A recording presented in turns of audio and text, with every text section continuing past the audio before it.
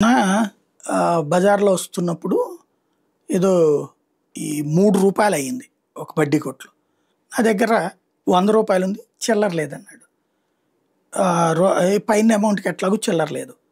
సరే ఏం చేయాలయ్యా మరి సరుకు అప్పుడేది తినేసా ఆల్రెడీ. రూ. 3 దానికి డబ్బులు లేవు.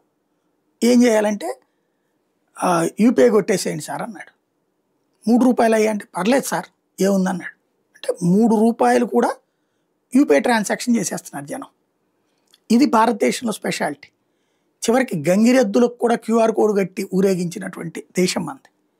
ప్రతి దానికి టీ తాగితే రూ. 6 7 సిగరెట్ కొనుక్కునే రూ. 4 కూడా గూగుల్ పేలోను ఫోన్పేలే చేసేస్తున్నారు.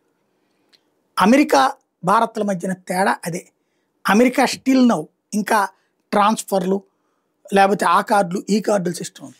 భారత్ ఎన్ని అడుగులు ముందుకు వచ్చిందంటే డిజిటల్ చెల్లింపులు 99.7% విలువ పరంగా 2024లో 20,849 కోట్ల లావాదేవీలు జరిగింది.